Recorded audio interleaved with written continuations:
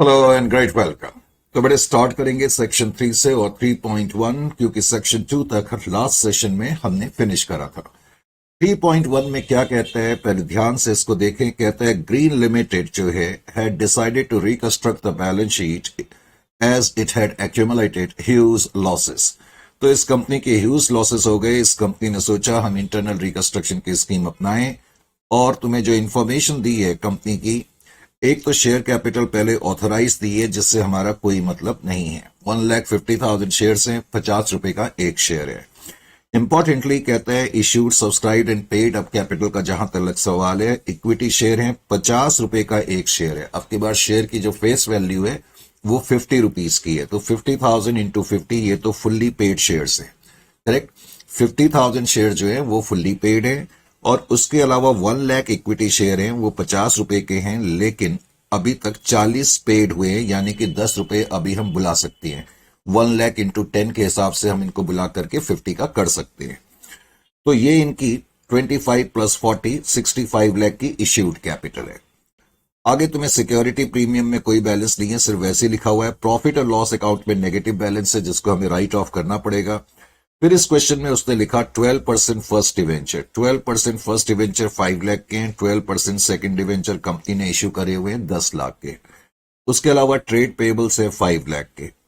फिर कहता है जहां तक एसेट साइड का सवाल है, बिल्डिंग्स है, प्लांट एंड मशीनरी है, कंप्यूटर्स हैं, 45 लाख के टोटल टेंजिबल फिक्स्ड एसेट है और इनटेंजिबल के अंदर तुम्हें गुडविल दी हुई है, तो गुडविल का अमाउंट जो है वो 20 लाख का गिवन है।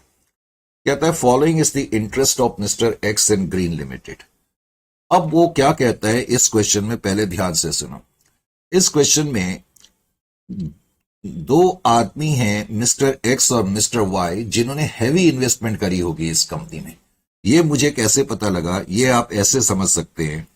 देखो बेटा, इस कंपनी ने टोटल डिवेंचर कितने इश्यू करे हुए, फर्स्ट डिवेंचर जो इश्यू करे 5 लाख के करे हुए, और नीचे क्या लिखा हुआ है, जो 12% फर्स्ट डिवेंचर है उसमें से 3 लाख के डिवेंचर मिस्टर एक्स ने खरीदे हैं और 2 लाख के डिवेंचर वाई ने खरीदे हैं। यानी कि कंपनी ने जो टोटल 5 लाख के डिवेंचर इश्यू करे हुए हैं, उन 5 लाख के 5 लाख डिवेंचर जो हैं वो इन दोनों आदमियों ने खरीदे हुए हैं। 3 लाख के डिवेंचर इसने खरीदे, 2 लाख के डिवेंचर इसने खरीदे हुए हैं। करेक्ट। इसी तरह से जो सेकंड डिवेंचर है, 7 लाख के डिवेंचर इसने खरीदे हुए हैं, 3 लाख के डिवेंचर इसने खरीदे हुए हैं, टोटल 10 लाख के डिवेंचर इन्होंने खरीदे हुए हैं। आप देख रहे हैं यहां पर जो सेकंड डिवेंचर है वो 10 लाख के। इसका मतलब कंपनी ने जितने भी डिवेंचर फर्स्ट और सेकंड डिवेंचर इश्यू करे हुए हैं वो केवल इन दोनों आदमियों ने खरीदे हुए हैं। उसके अलावा आप यहां पर भी ध्यान से देखें, जो क्रेडिटर्स हैं वो 5 लाख के हैं। अब 5 लाख के क्रेडिटर्स जो हैं उसमें से मिस्टर एक्स ने क्रेडिटर्स के रूप में 2 लाख का पैसा इस कंपनी को दिया हुआ है, इसका मतलब उधार दिया हुआ है, और 1 लाख का पैसा मिस्टर वाई ने इस कंपनी को उधार दिया हुआ है। यानी कि टोटल क्रेडिटर्स तो हम कह सकते हैं 5 लाख के हैं, जिसमें से 3 लाख के जो क्रेडिटर्स हैं वो एक तरीके से मिस्टर एक्स और वाई के रूप में, इसके अलावा हम कह सकते हैं 2 लाख के क्रेडिटर्स और हैं। Is it clear to you और नॉट? ये कहा जा सकता है, कहा जा सकता है। इसका मतलब अब यह भी निकला कि मिस्टर एक्स ने इस कंपनी को एक तरीके से 12 लाख का उधार दिया हुआ है, और हम ये भी कह सकते हैं कि 3 + 2 + 6 लाख का जो डेप्ट है वो एक तरीके से कंपनी ने वाई को देना है और 12 लाख का पैसा कंपनी ने मिस्टर एक्स को देना है, ये कहा जा सकता है। Is it clear to you और नॉट? राइट। उसके अलावा वो क्या कहता है, कंपनी के जो फुल्ली पेड अप शेयर है 50 रुपीज के हिसाब से। देखो बेटा, शुरू में हमने देखा था कि कंपनी के टोटल जो शेयर है 50,000 share of 50 each, total 25 lakh rupees है। जो पेड ऑफ शेयर कैपिटल है कंपनी की, फुल्ली पेड शेयर कैपिटल, वो 25 लाख की है। अब नीचे उसने हमें क्या दिया हुआ है कि जो fully paid of share capital है तो वो 25 लाख की, लेकिन इस 25 लाख की शेयर कैपिटल में से इन दोनों के पास 3 लाख + 2 लाख की कैपिटल है। यानी कि इन लोगों ने शेयर्स में भी पैसा इन्वेस्ट करा हुआ है। करेक्ट। लेकिन जब कोई व्यक्ति किसी कंपनी के शेयर्स में पैसा लगाता है तो वो कंपनी के ऊपर लायबिलिटी नहीं होता, इसलिए इसको हम डेप्ट का पार्ट नहीं मानेंगे। लेकिन जस्ट मैंने वैसे बताया कि कंपनी ने जो 25 लाख रुपए की शेयर कैपिटल इश्यू करी हुई है उसमें से 3 लाख के शेयर इसने और 2 लाख के शेयर इसने खरीदे, 5 लाख के शेयर इन दोनों ने खरीदे हुए। उसके अलावा इन दोनों के अलावा बाकी लोगों ने 25 लाख रुपए के शेयर 25 में से अगर मैं ये 5 लाख माइनस कर दूं तो 20 लाख के इसका मतलब अमाउंट जो है बाहर वालों ने खरीदा हुआ है। इसी तरह से जो partly paid of share capital है, अब partly paid of share capital वैसे तो 40 लाख की है। अब इस 40 लाख के शेयर कैपिटल में से आप देख रहे हैं कि 5 लाख की कैपिटल इसके पास है, 5 लाख की इसके पास है, यानी कि इन दोनों के पास 10 लाख की कैपिटल है और टोटल 40 लाख की है, तो उसका मतलब 30 लाख की इन दोनों के अलावा बाकी इन्वेस्टर्स के पास है। Is it clear to you? Important point ऐसे क्वेश्चंस में तुम्हें यह देखना होगा कि कितना डेप्ट है कंपनी के ऊपर इस आदमी के अगेंस्ट और कितना डेप्ट है कंपनी के ऊपर against Y.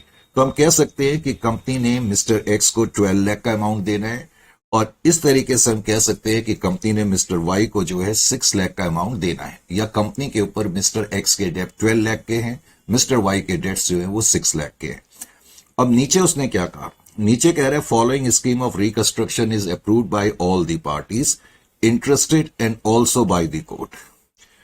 Uncalled capital is to be called up in full. पहले तो कहता है जो अनकॉल्ड कैपिटल है, आपको याद है ना, एक तो फुल्ली पेड शेयर कैपिटल थी और एक partly paid of share capital थी। मैंने आपको यह बताया था 50,000 शेयर तो फुल्ली पेड है, 50,000 शेयर फुल्ली पेड है, लेकिन जो 1 लाख शेयर हैं 50 रुपए वाले, ये 40 के हिसाब से पेड अप है, तो ये अनकॉल्ड कैपिटल जो है वो 10 रुपए के हिसाब से थी। तो कंपनी ने अनकॉल्ड कैपिटल को पहले तो पूरा बुला लिया, यानी कि 1 लाख इंटू 10 पहले तो हम ये पैसा बुला लेंगे। अब ये शेयर भी फुल्ली पेड हो जाएंगे, तो अब हमारे फुल्ली पेड शेयर कितने हो जाएंगे, 50 प्लस 1 लाख, 1,50,000 हो जाएंगे।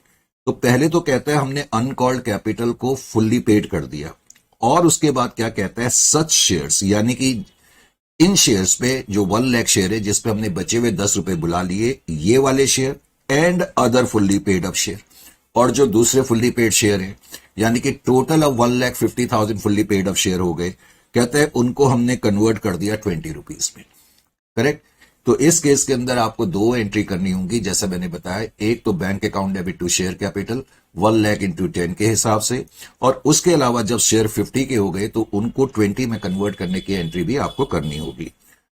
अब अगला क्वेश्चन, अगला पार्ट क्या कहता है, mister x is to cancel 7 lakh of his total dates other than share amount. Share amount को छोड़ करके देखो, मिस्टर एक्स के टोटल डेट्स हमारे ऊपर कितने हैं, मिस्टर एक्स के टोटल डेट्स हमारे ऊपर 12 लाख के हैं, जैसे कि थोड़ी देर पहले मैंने बताया। अब क्वेश्चन क्या कह रहा है कि मिस्टर एक्स ने क्या करा, 12 लाख में से 7 लाख रुपए जो है कैंसिल कर दिए, 7 लाख रुपीज तो इसने कैंसिल कर दिया, ये तो रिकंस्ट्रक्शन में चला जाएगा। Correct? Mister X cancel 7 lakh of his total debts and to pay 2 lakh rupees to the company. और मिस्टर एक्स ने कहा कि भाई 12 लाख का अमाउंट मैंने कंपनी को दिया हुआ है या कंपनी ने मुझे देना है, तो उस 12 लाख में से 7 लाख रुपए तो मैं कैंसिल कर रहा हूं, और उसके अलावा मिस्टर एक्स ने क्या करा, हमें 2 लाख रुपए और दे दिए। तो 12 लाख रुपए तो हमारी कंपनी ने उसको डेप्ट के रूप में पहले ही देने हैं, और 2 लाख रुपए का कैश उसने हमें दे दिया and to pay 2 lakh to the company. तो अब कंपनी के ऊपर कितना पैसा हो गया, 14 लाख रुपए। कंपनी ने एक तरीके से मिस्टर एक्स को 14 लाख देने हैं, 7 लाख रुपए उसने कैंसिल कर दिए। अब क्या कह रहा है, and to receive new 14% debenture for the balance amount. तो 14 लाख में से 7 लाख रुपए उसने कैंसिल कर दिए, तो बचा हुआ बैलेंस अमाउंट कितना है, 7 लाख का है। इस 7 लाख के अगेंस्ट कंपनी क्या करेगी, उसको 14% नए डिवेंचर दे देगी। तो इस तरह की एंट्री मुझे इस वाले पार्ट में करनी पड़ेगी। फिर कहता है Y is to cancel 3 lakh of his total debts. अब मिस्टर वाई के टोटल डेट्स कितने हैं, ये हमने देखा था, मिस्टर वाई के टोटल डेट्स 6 लाख के हैं। तो मिस्टर वाई के जो डेट्स है 6 लाख के, उसमें से उसने क्या करा, Y is to cancel 3 lakh of his total debts. उसने अपने डेट्स में से 3 लाख के डेट्स जो है कैंसिल कर दिया, ये तो रिकंस्ट्रक्शन में चला जाएगा। And to accept new 14% first debenture for the balance. और जो बैलेंस अमाउंट है, जाहिर है कि जो कि 3 लाख है, उसके अगेंस्ट हम उसको डिवेंचर इशू कर देंगे, 2 डिवेंचर अकाउंट, 14% डिवेंचर अकाउंट। इस तरीके से एंट्री होगी। फिर बाद में कहता है द अमाउंट दस rendered available by the scheme या shall be utilized in writing of goodwill profit and loss account and balance to be used to write off computer। तो गुडविल को राइट ऑफ करना है, प्रॉफिट और loss account को right off करना है, उसके बाद भी अगर कुछ बैलेंस बचेगा तो वो कहता है कि उससे हमने राइट ऑफ किसको करना है, उसके बाद हमने राइट ऑफ करना है कंप्यूटर को। तो ये क्वेश्चन है, वैसे तो मैंने तुम्हें काफी हद तक ये क्वेश्चन पहले एक तरीके से कराई दिया है, लेकिन फिर भी इसको प्रॉपर तरीके से कराने के लिए आप भी फटाफट अपने पेन पेंसिल वगैरह निकाल लो। तो 3.1 से बेटे स्टार्ट करेंगे। तो 3.1 को मैं प्रॉपर तरीके से आपको करा रहा हूं। सेक्शन 3 हमने स्टार्ट कर दिया है। सेक्शन 3 का पहला क्वेश्चन जो है 3.1, इसको हमने लिया। इस क्वेश्चन में जैसा कि पॉइंट नंबर 1 में उसने क्या बताया था, हमने अभी पढ़ा था। पॉइंट नंबर 1 में उसने कहा कि अनकॉल्ड कैपिटल को हमने फुल्ली पेड करना है, तो इसकी एंट्री भी मैंने आपको बताई थी। एंट्री होगी bank account debit to equity share capital account. तो जो 1 लाख शेयर थे जो कि पार्टली पेड अप थे, 50 में से 40 ये पे कर चुके थे, अनकॉल्ड अमाउंट 10 का है, तो इसका मतलब 10 लाख से ये एंट्री हो जाएगी। तो जैसी मैंने ये एंट्री करी तो इसका मतलब ये 1 लाख शेयर भी फुल्ली पेड हो गए, ये 1 लाख शेयर भी फुल्ली पेड हो गए। उसने कहा कि बुलाने के बाद, 10 रुपए बुलाने के बाद ये वाले शेयर और जो अदर फुल्ली पेड शेयर है जो कि 50,000 है, उनको हमने अब कन्वर्ट कर दिया 20 रुपए में। तो नेक्स्ट एंट्री होगी, पहले तो uncalled amount called up, uncalled amount called up. तो पहले तो तुमने ये अनकॉल्ड अमाउंट कॉल अप कर लिया, ये आपने उसकी एंट्री कर दी। अगली एंट्री जो होगी आपकी, वो एंट्री होगी इक्विटी शेयर कैपिटल अकाउंट। याद रखें, अब तुम्हारे टोटल जो फुल्ली पेड शेयर है 50,000 तो पहले से ही थे और 1 लाख शेयर भी फुल्ली पेड हो गए। तो इसका मतलब टोटल तुम्हारे 1,50,000 शेयर हैं, करेक्ट। और एक शेयर की फेस वैल्यू 50 रुपए की है, तो 7,50,000। अब तुमने ये वाले जो शेयर है 1,50,000 शेयर, वो कहता है कि इनको तुमने 30 रुपए का कर दिया, सॉरी 20 रुपए का कर दिया। तो जो न्यू इक्विटी शेयर कैपिटल हो जाएगी, to equity share capital 1,50,000 share into 20, 50 रुपए से घटा करके इनको 20 तक कर दिया, तो न्यू इक्विटी शेयर कैपिटल आपकी 30 लाख की हो जाएगी। और कितने से आपने कम कर दिया है, इसका मतलब पर शेयर जो है 30 रुपीज से आपने शेयर को कम कर दिया। तो 1,50,000 इंटू 30 के हिसाब से आपको एंट्री करनी पड़ेगी, debt is equal to 45 lakh. तो रिकंस्ट्रक्शन अकाउंट पे 45 लाख रुपीस आपके आ जाएंगे। Is it clear to you? यहां तक कोई प्रॉब्लम किसी तरीके की नहीं होनी चाहिए। अच्छा जी, उसके बाद क्या कहते हैं, उसके बाद फिर उसने कहा था डेट्स के बारे में। तो पॉइंट नंबर 1 में तो ये 2 एंट्री मैंने करी। अब पॉइंट नंबर 2 में उसने जो एक्स के डेट है उससे रिलेटेड एंट्री करी। पहले तो जो मिस्टर एक्स के डेट है मैंने उनको कैसे लिखा, पहले तो मैं यहां पर लिख दूं reduction in equity share capital, reduction in equity share capital, बस छोटी सी नरेशन हमने लिख दी। अब नेक्स्ट जो एंट्री है मिस्टर एक्स के डेट से रिलेटेड है। बेटे पहले तो ध्यान से जो मिस्टर एक्स के डेट से ना, उनको 1 बाई 1 आप लिखो। जैसे मिस्टर एक्स से रिलेटेड जो डेट्स है, एक तो 12% डिवेंचर है, जो टोटल 5 लाख के फर्स्ट डिवेंचर है उसमें से 12% फर्स्ट डिवेंचर 3 लाख, 5 लाख के डिवेंचर में से 3 लाख के डिवेंचर मिस्टर एक्स ने खरीदे हुए हैं। इसी तरह से जो सेकंड डिवेंचर है 12% सेकंड डिवेंचर, जो सेकंड डिवेंचर हैं 10 लाख के, उसमें से 7 लाख के डिवेंचर इसने खरीदे हुए हैं, करेक्ट। फिर मिस्टर एक्स ने सन्ड्री क्रेडिटर के रूप में भी कुछ पैसा दिया हुआ है 2 लाख। उसके अलावा ये तो हमें क्वेश्चन में ही दिया था कि 12 लाख रुपए जो हैं मिस्टर एक्स ने हमारी कंपनी को दिए हुए हैं। फिर हमने पढ़ा था कि मिस्टर एक्स ने हमें 2 लाख रुपए और दे दिए बैंक अकाउंट डेबिट, उसने हमें 2 लाख रुपए और दे दिए। तो टोटल डेट्स हमारे ऊपर कितने हो गए, 14 लाख के टोटल डेट्स हो गए। फिर क्वेश्चन में लिखा था जितना भी डेट्स हैं उसमें से उसने कैंसिल कर दिया 7 लाख। तो जो पार्ट उसने कैंसिल कर दिया वो हम रिकंस्ट्रक्शन अकाउंट में ले जाएंगे 7 lakh. Is it clear to you? फिर क्वेश्चन में लिखा था कि जो बैलेंस अमाउंट है, बैलेंस अमाउंट 7 लाख का है, उसके लिए हमने उनको 14% डिवेंचर इश्यू कर दी है। तो पुराने सारे डिवेंचर तो कैंसिल हो गए, अब ये वाले डिवेंचर हमने उसको इश्यू कर दिए 14% डिवेंचर अकाउंट। तो cancellation and settlement of debts of and settlement और डेट्स ऑफ मिस्टर एक्स।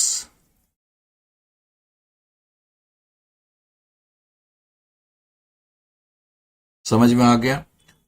उसके अलावा फिर जो नेक्स्ट पॉइंट था उसमें मिस्टर वाई के डेट से रिलेटेड कहानी थी, तो इसी तरह मिस्टर वाई के डेट्स को भी हम नोट करेंगे।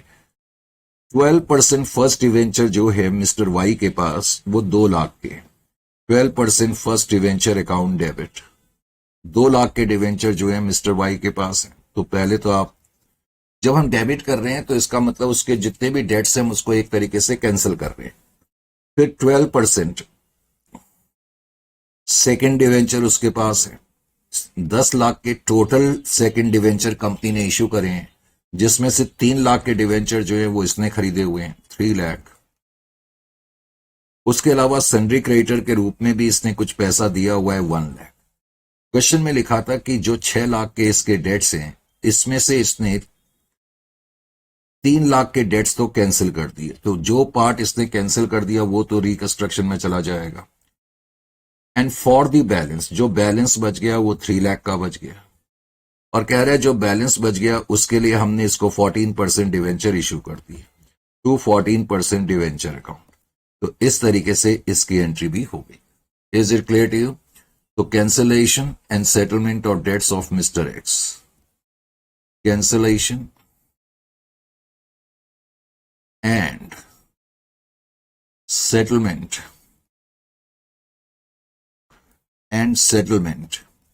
of debts of Mr. X, sorry Mr. Y, debts of Mr. Y।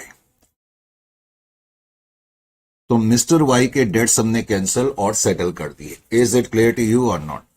फिर क्वेश्चन में क्या लिखा हुआ था? फिर क्वेश्चन में कुछ नहीं लिखा था। पॉइंट नंबर 3 के बाद पॉइंट नंबर 4, क्वेश्चन में लिखा था कि स्कीम के तहत अब जो भी पैसा हमारे पास आ गया उसके बाद हम इनको राइट ऑफ करेंगे। तो पहले तो मुझे देखना पड़ेगा कि रिकंस्ट्रक्शन अकाउंट में टोटल पैसा कितना है। रिकंस्ट्रक्शन अकाउंट में जी एक तो 45 लाख रुपीज हमारे पास ये आए, 45 लाख प्लस 10 लाख 55 लाख रुपीज हमारे पास आ गए। तो रिकंस्ट्रक्शन अकाउंट में टोटल पैसा हमारे पास 55 लाख का आ गया, 55 लाख। अब रिकंस्ट्रक्शन अकाउंट पे जो पैसा हमारे पास आ गया, जो हमने उससे चीजें राइट ऑफ करनी है, क्वेश्चन में दिया ही हुआ है कि एक तो मुझे गुडविल राइट ऑफ करनी है 20 लाख, उसके अलावा मुझे प्रॉफिट एंड लॉस अकाउंट का डेबिट बैलेंस जो कि 20 लाख का है वो भी राइट ऑफ करना है।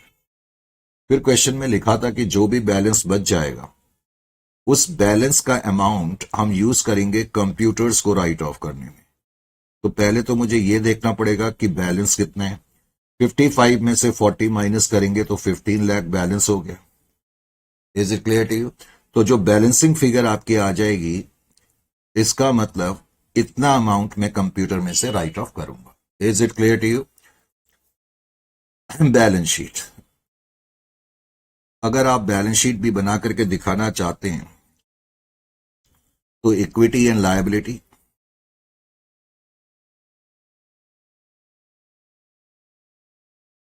इक्विटी एंड लायबिलिटी के अंदर पहले तो लिखे 1 शेयर कैपिटल या शेयर होल्डर्स फंड पहले लिखे आप।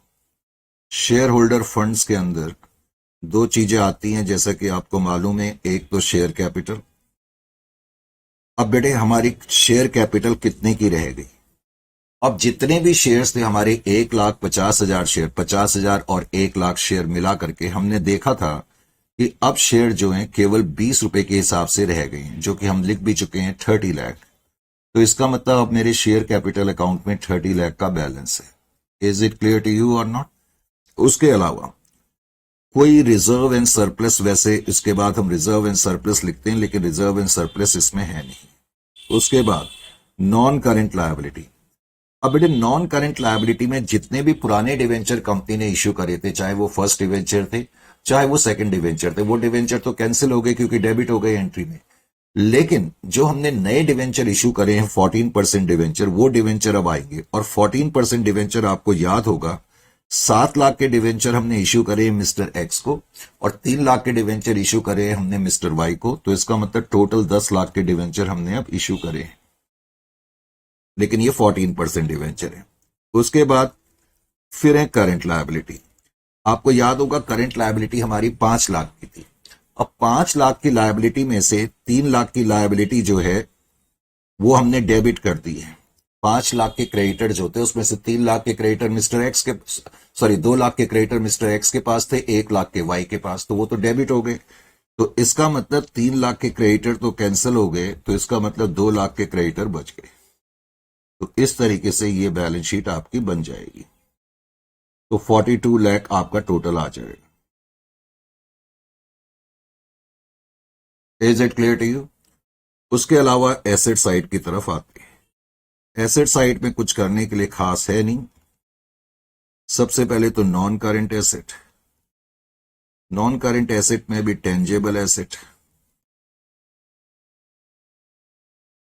अब जो टेंजेबल एसेट्स हैं इस क्वेश्चन में, उसमें कोई बहुत ज्यादा चेंज तो है नहीं। बिल्डिंग्स तो 10 लाख की ही आएंगी।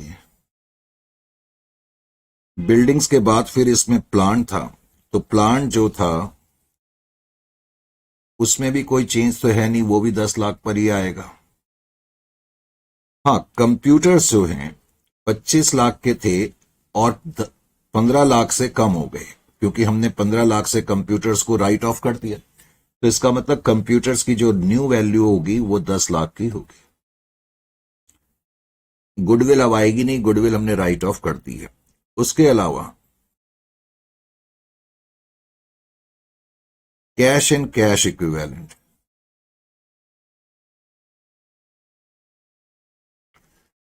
बेटा आपको याद होगा कैश में 2 लाख का बैलेंस था, लेकिन हमने जब यहां एंट्री करी थी तो हमने 10 लाख रुपया जो है पहली एंट्री में हमने देखा कि हमारे पास 10 लाख रुपए आए थे। तो इसका मतलब कैश बैलेंस अब जो है वो 12 लाख का हो जाएगा, 2 लाख प्लस 10 लाख। तो इस तरीके से टोटल जो है वो 40 लाख अब आपका बैलेंस शीट में आएगा। तो टोटल 40 लाख। तो कोई खास मुश्किल नहीं है, लगता मुश्किल है लेकिन उतना मुश्किल नहीं है जितना कि ये लगता है। Is it clear to you और नॉट? समझ में आ गया? Right sir. अच्छा जी, इसको करने के बाद अब हम नेक्स्ट क्वेश्चन की तरफ बढ़ते हैं। तो नेक्स्ट क्वेश्चन है 3.2, उसको देखें। वैसे तो मैंने सॉल्व करा हुआ है लेकिन फिर भी 3.2। 3.2 में क्या कहते हैं? 3.2 भी कुछ कुछ इसी तरह से है। यहां पर भी जो शेयर कैपिटल है, पहले यहां पर डायरेक्टली तुम्हें issued, subscribed and paid up लिखा है। बैलेंस शीट की डेट 31/3/2022 की है। कहता है कंपनी ने 5 lakh equity shares of 10 each fully paid issue करे हुए हैं। तो इक्विटी शेयर कैपिटल तो 5 लाख इंटू 10 के हिसाब से 50 लाख की है, और 9% प्रेफरेंस शेयर है 20,000 इंटू 100 के हिसाब से 20 लाख। टोटल शेयर कैपिटल हमारी 70 लाख की है। Profit and loss account reserve and surplus के अंदर है तो सही, लेकिन नेगेटिव आइटम है, इसको हमें राइट ऑफ बाद में करना पड़ेगा। इस क्वेश्चन में भी उसने लिखा है 10% फर्स्ट डिवेंचर, फिर कहता है 10% सेकंड डिवेंचर, और फिर कहता है debenture interest outstanding for 1 year 1,60,000। अब बेटा यहां पर मैं एक पॉइंट आपको बताना चाहता हूं। देखो, ये 10% फर्स्ट डिवेंचर कंपनी ने इश्यू करे हुए हैं, ये 10% सेकंड डिवेंचर इश्यू करे हुए हैं, करेक्ट? अच्छा जी, और फिर कहता है डिवेंचर आउटस्टैंडिंग फॉर 1 ईयर 1,60,000। अगर मैं आपसे पूछूं जो 10% फर्स्ट डिवेंचर हमने इश्यू करे हुए हैं, तो एक साल का इंटरेस्ट 10% के हिसाब से कितना होगा? 60,000 का होगा या नहीं होगा? सर बिल्कुल होगा। और जो 10% सेकंड डिवेंचर है वो 10 लाख के हैं, तो 10 लाख का 10% कितना होगा? 1 लाख होगा। यानी कि उसने जो ये डिवेंचर आउटस्टैंडिंग दिया हुआ है 1,60,000, तो हम कह सकते हैं ये जो आउटस्टैंडिंग इंटरेस्ट है, ये जो आउटस्टैंडिंग इंटरेस्ट है, हम कह सकते हैं कि ये 1,60,000 में से 60,000 का इंटरेस्ट जो आउटस्टैंडिंग है वो इन डिवेंचर का है, फर्स्ट डिवेंचर का, और 1 लाख का इंटरेस्ट आउटस्टैंडिंग है सेकंड डिवेंचर का। ये कहा जा सकता है या नहीं कहा जा सकता? बिल्कुल कहा जा सकता है। तो इस क्वेश्चन में एक तो ये भी दिया हुआ है, फिर इसके अलावा तुम्हें लोन दिया हुआ है, डायरेक्टर्स लोन। नीचे कहता है ट्रेड पेबल्स जो है 5 लाख के हैं, बैंक ओवरड्राफ्ट 1 लाख का है, अदर आउटस्टैंडिंग लायबिलिटीज होंगी कंपनी की कुछ, वो 40,000 की हैं, प्रोविजन फॉर टैक्स 1 लाख का दिया हुआ है। फिर नीचे बहुत सारे आइटम्स तुम्हें दिए हुए हैं। एक तो land and building, plant and machinery, furniture and fittings, computers, तो टोटल 45 लाख ये दिया हुआ है। फिर इंटेंजिबल एसेट के अंदर तुम्हें गुडविल दी हुई है, पेटेंट्स दिया हुआ है, टोटल 15 लाख तुम्हें दिया हुआ है। ट्रेड इन्वेस्टमेंट है, ट्रेड इन्वेस्टमेंट जो है वो तुम्हारी 5 लाख की गिवन है, ट्रेड इन्वेस्टमेंट 5 लाख की है। उसके अलावा डिस्काउंट ऑन डिवेंचर्स तुम्हें दिया हुआ है 1 लाख का। डिस्काउंट ऑन डिवेंचर 1 लाख का है, तो डिस्काउंट ऑन डिवेंचर भी मुझे बाद में राइट ऑफ करना होगा। इन्वेंट्रीज जो है वो 10 लाख की तुम्हें दी हुई है, ट्रेड रिसेबल 5 लाख का गिवन है। नीचे इस क्वेश्चन में उसने तुम्हें लिखा कि note preference dividend is in arrear for last 3 years, पिछले 3 सालों से प्रेफरेंस डिविडेंड एरियर में है। अब नीचे उसने और इंफॉर्मेशन दी कि mister A holds 10% first debenture for ₹4 lakh. अब देखो बेटे, ऐसे क्वेश्चन में जब इस तरह के क्वेश्चन आते हैं, ये मैंने मिस्टर ए लिखा, ये मैंने मिस्टर बी लिखा, जस्ट समझाने के लिए तुम्हें कुछ। अब उसने हमें दिया हुआ है कि जो 10% फर्स्ट डिवेंचर है, जो 10% फर्स्ट डिवेंचर जो है वो कहता है जितने भी 10% फर्स्ट डिवेंचर हैं उसमें से 4 लाख के डिवेंचर जो है मिस्टर ए के पास है। Mister A holds 10% first debenture 4 lakh, फिर कहता है 10% सेकंड डिवेंचर फॉर 6 लाख, और कहता है मिस्टर ए के पास 10% सेकंड डिवेंचर भी है। 10% सेकंड डिवेंचर जो है वो 6 लाख के हैं मिस्टर ए के पास। अभी वो मिस्टर ए के बारे में ही बता रहे हैं। फिर कह रहा है he is also creditor for ₹1 lakh, और कहता है कि मिस्टर ए ने हमें 1 लाख रुपए क्रेडिट यानी कि क्रेडिटर्स के रूप में भी पैसा दिया हुआ है। अब उसने आगे बताया कि mister B holds 10% first debenture for 2 lakh, और मिस्टर बी के पास जो फर्स्ट डिवेंचर हैं वो 2 लाख के हैं, ये उसने हमें बताया। फिर कहते हैं एंड 10% सेकंड डिवेंचर हैं उसके पास 4 लाख रुपए के, ये भी हमें अब पता लगा कि मिस्टर बी के पास सेकंड डिवेंचर 4 लाख के, correct. And he is also creditor for 50,000, और मिस्टर बी ने हमें 50,000 रुपए क्रेडिटर्स के रूप में दिया हुआ है। अब यहां पर मैं तुम्हें एक पॉइंट बताना चाह रहा था जो तुम्हें समझना होगा। अब बेटे, इन दोनों के पास जो डिवेंचर्स हैं, यानी कि जो इस कंपनी ने इंटरेस्ट आउटस्टैंडिंग देना है, जो उस वक्त मैं तुम्हें बताने की कोशिश कर रहा था, 1,60,000 का इंटरेस्ट डिवेंचर्स का है, और डिवेंचर्स इन दोनों के पास ही है। इसका मतलब इस कंपनी ने 1,60,000 का जो इंटरेस्ट देना है वो इन डिवेंचर्स पे और इन डिवेंचर्स पे देना है। और मैं तुम्हें बता चुका हूं जो 1,60,000 का टोटल इंटरेस्ट है, ये 1,60,000 का जो टोटल इंटरेस्ट है, हम इसको ऐसे भी कह सकते हैं, इसको ऐसे समझ लें, interest outstanding, interest outstanding.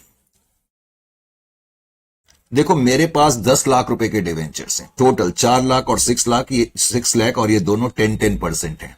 Mister A के पास 10 लाख डिवेंचर्स हैं, तो 10 लाख का अगर मैं 10% कंप्यूट करूं तो मैं कह सकता हूं कि 1,60,000 का जो कंपनी ने इंटरेस्ट पे करना है, उसमें से 1 लाख का इंटरेस्ट मिस्टर ए के पास जो डिवेंचर्स है उन पर पे करना है।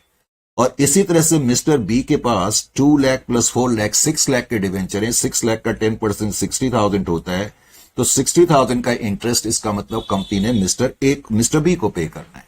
Is it clear to you और नॉट? ये बात समझ में आ गई या नहीं आ गई? आ गई। अच्छा जी, तो इससे तुम्हें और क्या पता लग गया? इससे तुम्हें क्लियरली ये पता लग गया कि हमारी कंपनी ने ए को कितना पैसा देना है। देखो यहां पर 4 + 6 10 लाख, 10 लाख प्लस 1 लाख कितना हो गया? 11, 11 + 1 यानी कि 12 लाख रुपए का पैसा हमारी कंपनी ने मिस्टर ए को देना है, या हमारी कंपनी के ऊपर डेट्स जो हैं वो 12 लाख के हैं। इसी तरह से इसका देखें, 6 लाख प्लस 1 लाख 10, इसका मतलब 7,10,000 का डेट्स हमारी कंपनी के ऊपर है अगेंस्ट बी, यानी कि हमने बी को 7,10,000 रुपए देने। टोटल डेट्स इन दोनों के इतने माने जाएंगे। Is it clear to you? ये आर्ट तुम्हें आना चाहिए करने का। आगे कहते हैं all the equity share will be converted into fully paid equity shares of 5 each. पहले तो जितने भी इक्विटी शेयर्स हैं वो कहता है कि हमने उनको 5 रुपए का कर दिया। पहले तो हमारे इक्विटी शेयर कितने हैं हम देख ही चुके हैं, 5 लाख इक्विटी शेयर है, 10 रुपए के हिसाब से हैं, तो हमने इनको 5 रुपए का कर दिया। एक तो इंफॉर्मेशन ये है। फिर कहते हैं प्रेफरेंस शेयर जो है रिड्यूस टू 50 ईच। कहता है प्रेफरेंस शेयर जो है वो हमने 50 के कर दिए, and the preference share holder agree to forgo their arrears of preference dividend in consideration of which 9% preference share to be converted into 10% preference share. अब यहां दो चीजें समझने वाली हैं। वो क्या कह रहे हैं कि जो हमारे जो प्रेफरेंस शेयर कैपिटल है प्रेजेंटली 9% प्रेफरेंस शेयर है, करेक्ट, 20,000 शेयर्स ऑफ 100 ईच। पहले तो कहता है कि हमने प्रेफरेंस शेयर होल्डर्स जो हैं वो कन्वर्ट कर दिए, इनके शेयर 100 रुपए वाले शेयर 50 में कन्वर्ट कर दिए, नंबर वन, ठीक है, 50 का हमें गेन हो जाएगा, 20,000 इंटू 50 के अब शेयर रह गए, 20,000 इंटू 50 का हमें गेन हो जाएगा।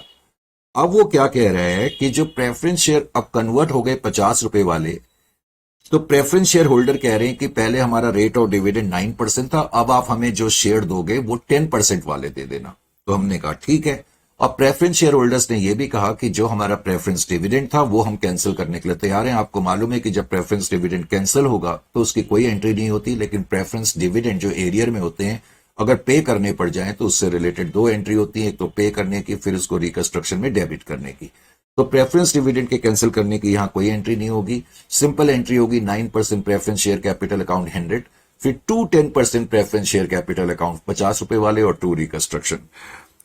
अब यहां पर वो कहानी आ गई कि A is to cancel 6 lakh of his dates.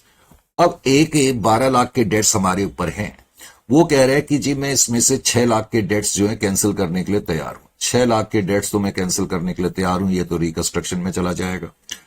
लेकिन पिछले क्वेश्चन की तरह इस क्वेश्चन में भी कहता है कि उसने 1 लाख रुपए कंपनी को दिए। अब मिस्टर ए ने हमें 1 लाख रुपए और दिए, यानी कि कैश में दिए, तो हमारे ऊपर तो 13 लाख के डेट्स हो गए। 13 लाख में से 6 लाख के डेट्स उसने कैंसिल कर दिए, बच गए 7 लाख के। अब वो कहते हैं जो डिवेंचर बच गए उसके लिए हमने उसको 12% न्यू डिवेंचर दे दिए, तो ये इसकी एंट्री हो जाएगी, यानी कि इतना अमाउंट रिकंस्ट्रक्शन में चला जाएगा और इतना अमाउंट जो है वो हम उसको नए डिवेंचर इश्यू करेंगे। फिर क्वेश्चन में आगे कहता है B is to cancel 3 lakh of his total debts. अब बी के जो टोटल डेट्स हैं वो 7,10,000 के हैं, उसमें से 3 लाख के डेट्स उसने कैंसिल कर दिए, ये तो रिकंस्ट्रक्शन में चला जाएगा। अब 4,10,000 का अमाउंट इसका बच गया, तो कहते हैं B is to cancel 3 lakh of his total debts including interest, interest हमने पहले ही ले लिया है, and to accept new 12% debenture for the balance amount. अब जो बैलेंस अमाउंट है 4,10,000 है, तो इसको भी हमने नए 12% डिवेंचर्स अब जो है वो इश्यू करती है, ये एंट्री इसकी हो जाएगी। आगे उसने कहा trade payables other than A and B agree to forgo 50% of their claim. इसका क्या मतलब हुआ? देखो बेटे, ट्रेड पेबल ये 5 लाख के हैं। अब जो 5 लाख के ट्रेड क्रेडिटर्स हैं, इसमें से हमने देखा था कि मिस्टर ए के पास 1 लाख के क्रेडिटर हैं। इनफैक्ट मिस्टर ए ने क्रेडिट के रूप में 1 लाख दिया हुआ है, बी ने 50,000, यानी कि जो क्रेडिटर हैं ए और बी मिला करके 1,50,000 के क्रेडिटर तो जो हैं वो ए और बी के रूप में है। तो इनके अलावा जो क्रेडिटर बच गए वो 3,50,000 के बच गए। तो अब क्वेश्चन क्या कह रहे हैं नीचे, trade payable other than A and B. तो ए और बी के अलावा जो क्रेडिटर बच गए, जैसा कि मैंने अभी बताया 3,50,000 के बच गए, उसमें से वो कहता है कि 50% उन्होंने क्लेम छोड़ दिया, तो 1,50,000 आपका रिकंस्ट्रक्शन में चला जाएगा और न्यू बैलेंस शीट में अगर हमें बनानी होगी, इस क्वेश्चन में बनानी नहीं है वैसे, 1,50,000 जो है वो ट्रेड पेबल्स के रूप में बैलेंस शीट में अभी भी बचेंगे। Director to accept settlement of their loans as to 60% thereof by allotment of equity share and the balance being waived। वो क्या कह रहा है कि जो डायरेक्टर्स का लोन है, आपको याद होगा यहां क्वेश्चन में डायरेक्टर का लोन दिया हुआ था जब हम पढ़ रहे थे, डायरेक्टर्स का लोन 1 लाख का है। वो कह रहे हैं डायरेक्टर्स क्या कह रहे हैं कि मेरे लोन के एवज में 60% के बराबर तो मुझे इक्विटी शेयर कैपिटल दे दो और बैलेंस जो है वो मैं छोड़ दूंगा, वेव कर दूंगा, तो बैलेंस जो है वो रिकंस्ट्रक्शन में चला जाएगा।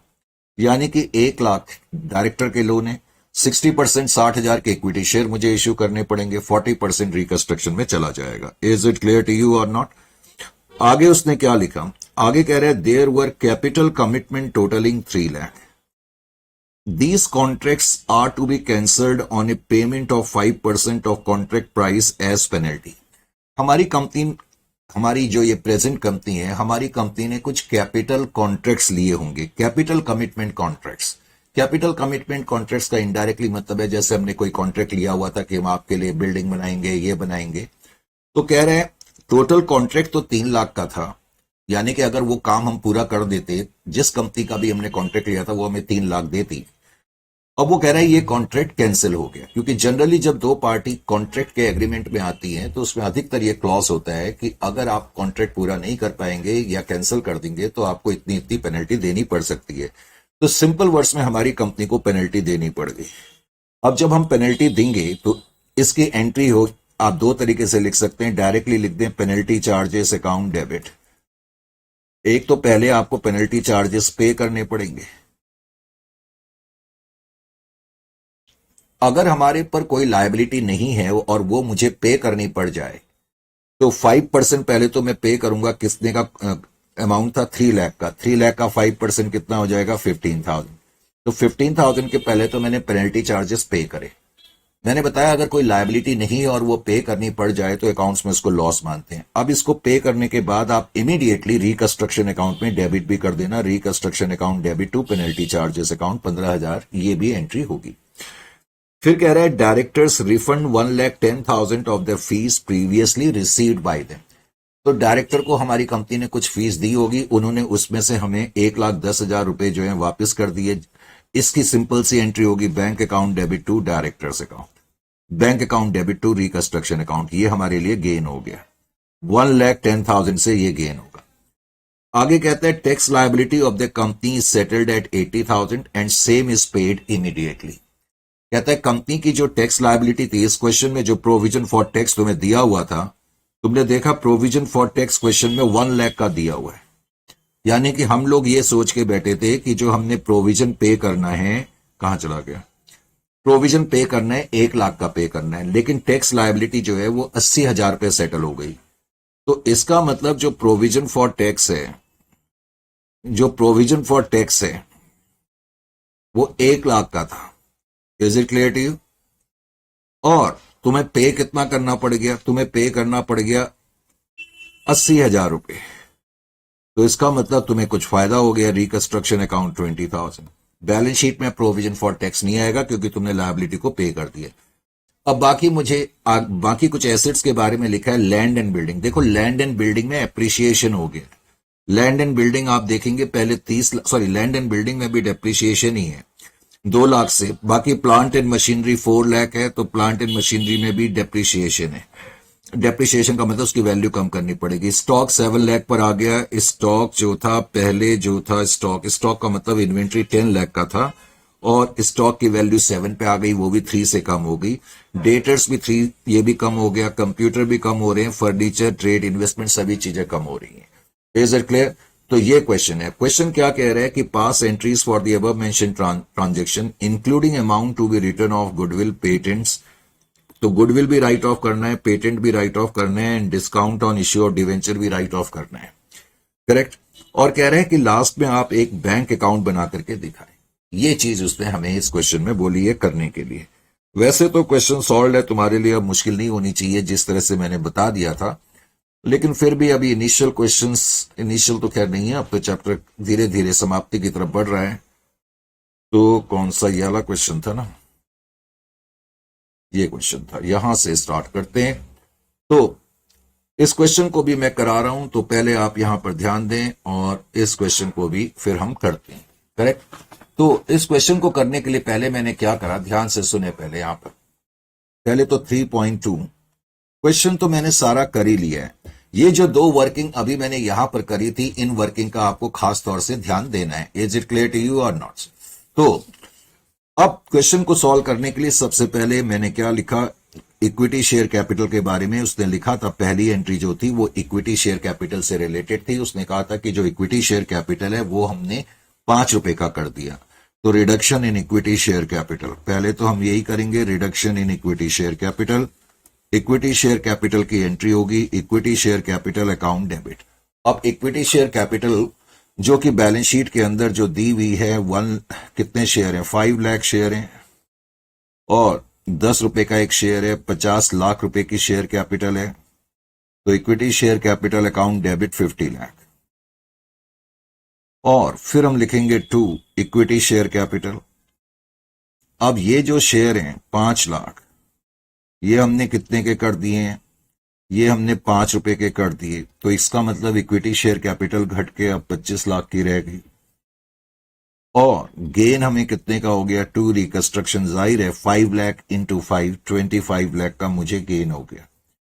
तो 2 कैपिटल रिडक्शन अकाउंट या रिकंस्ट्रक्शन अकाउंट जो भी आप लिखना चाहते हैं। उसके बाद फिर क्वेश्चन में हमें जो दिया हुआ था प्रेफरेंस शेयर कैपिटल के बारे में दिया हुआ था, इजंट इट और not.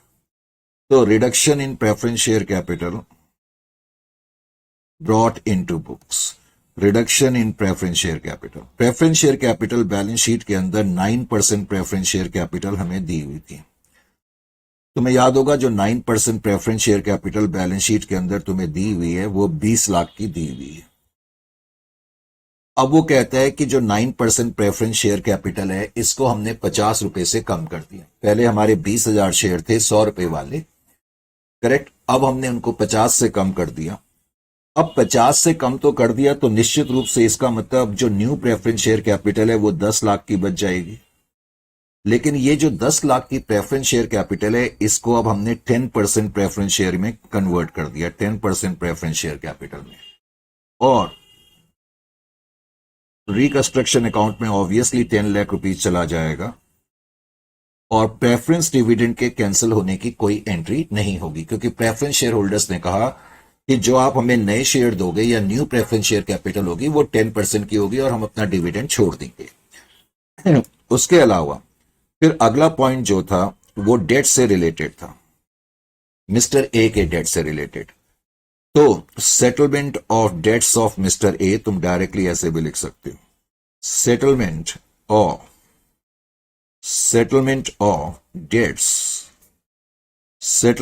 Dates of mister A. तो जब इनकी एंट्री करनी होगी पहले, जो कि मैंने यहां पर तुम्हें ये वर्किंग में बता भी दिया है, सबसे पहले 1 बाय 1 इनके आइटम्स लिख लो। फॉर एग्जांपल जैसे मिस्टर ए से रिलेटेड एक तो फर्स्ट डिवेंचर्स हैं, फर्स्ट 10% डिवेंचर्स या फर्स्ट डिवेंचर्स, और जो कि 4 लाख के हैं। पहले तो वो सारे डेट्स को आप लिख लें। उसके बाद सेकंड डिवेंचर हैं, ये भी 10% डिवेंचर हैं, और ये जो है 6 लाख के हैं तो इसको भी आपने लिख लिया 6 लाख। उसके अलावा इंटरेस्ट ऑन डिवेंचर भी आप लिख लें। मिस्टर ए के पास टोटल 10 लाख के डिवेंचर हैं, तो 10% के हिसाब से जो 1 साल का इंटरेस्ट होगा 10 लाख पर वो कितना होगा, 1 लाख होगा। तो 1 लाख का इंटरेस्ट आउटस्टैंडिंग भी आपने लिख लिया। उसके अलावा क्रेडिटर्स भी हैं। मिस्टर ए ने क्रेडिटर्स के रूप में भी कुछ पैसा कंपनी को दिया हुआ है जो कि 1 लाख का पैसा दिया हुआ है। ये तो उसके टोटल डेट्स हमारे ऊपर थे 12 लाख। क्वेश्चन में बाद में लिखा था कि मिस्टर ए ने हमें 1 लाख रुपए और दिए, जो कि मैंने आपको समझाया भी था कि 12 लाख के बजाय अब 13 लाख का हमारे ऊपर लोन हो गया या डेट्स हो गए। अब 13 लाख में से मिस्टर ए ने कहा कि मैं 6 लाख तो मैं कैंसिल करने के लिए तैयार हूं। 6 लाख ही कहा था ना, हाँ यहां पर मैंने लिखा भी हुआ है 6 लाख। तो 6 लाख से उसने अपने डेट्स जो है कैंसिल कर दिए। अब जो बैलेंस बच गया उसके लिए हमने उसको नए डिवेंचर दे दिए, नए 12% debenture, 12% debenture account, 12% debenture account 7 lakh के, ये हमने उसको डिवेंचर दे दी। Is it clear to you? इसी तरीके से फोर्थ में settlement of debts of mister B, settlement of debts of mister B, settlement of debts of mister B. अब मिस्टर बी के जो डेट्स हैं उनको हमने देखा। इसी तरह 1 बाय 1 पहले हम उसको भी नोट कर लेंगे। जहां तक मिस्टर बी का सवाल है तो फर्स्ट 10% डिवेंचर जो उसके पास हैं, मिस्टर बी के पास first 10% debenture account debit 4 lakh के डिवेंचर है, इजंट इट? उसके अलावा फर्स्ट 10% डिवेंचर मिस्टर बी के पास मेरे ख्याल से 2 लाख के थे, मैंने 4 लाख लिख दिया। 4 लाख तो उसके पास सेकंड डिवेंचर थे, तो 2 लाख फर्स्ट डिवेंचर थे, सेकंड डिवेंचर अकाउंट डेबिट।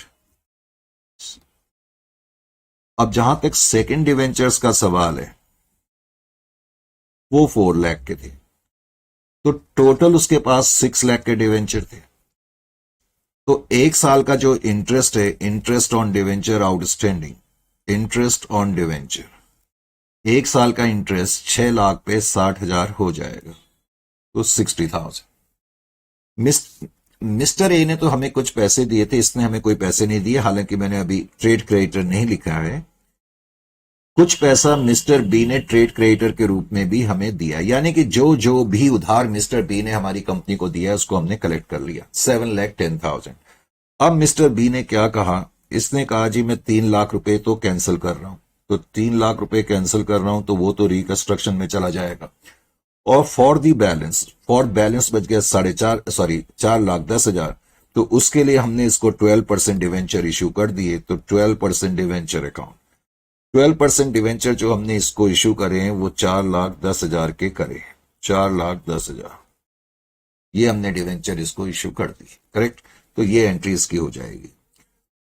इस एंट्री के बाद फिर एंट्री नंबर 5 में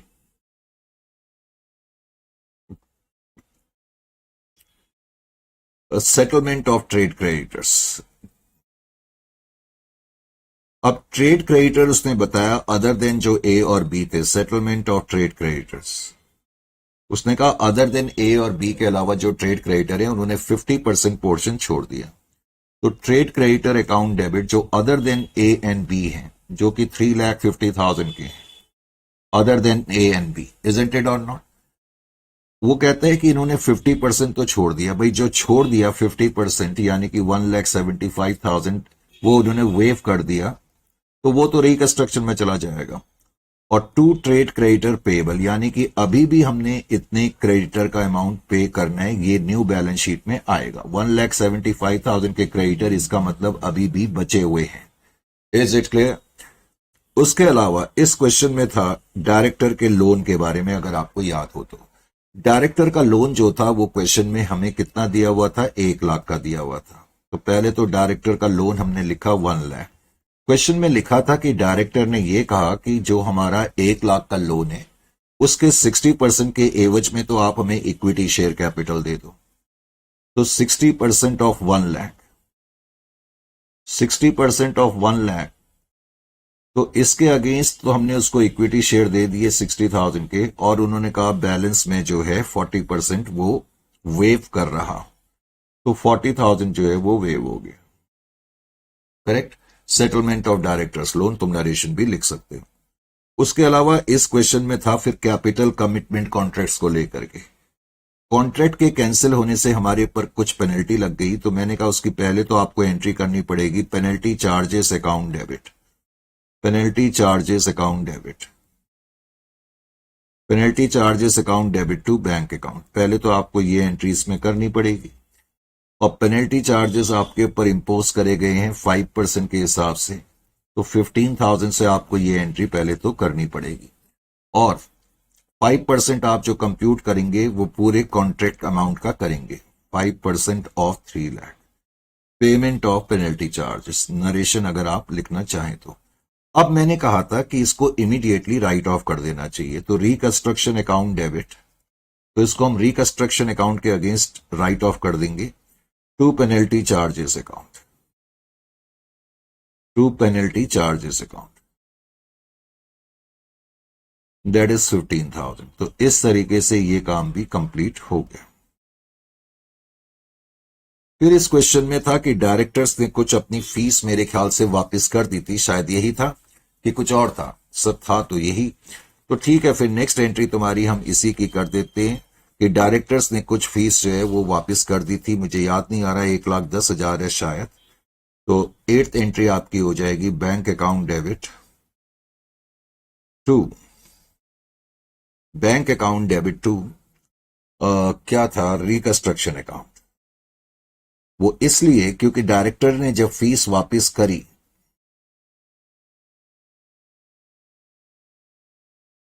तो ये हमारे लिए गेन हो गया, करेक्ट। रिफंड ऑफ फी मैं लिख भी देता हूं यहां पर ताकि तुम्हें याद रहे, रिफंड ऑफ फी। तो 1,10,000 फी का अमाउंट जो है वो रिफंड हो गया।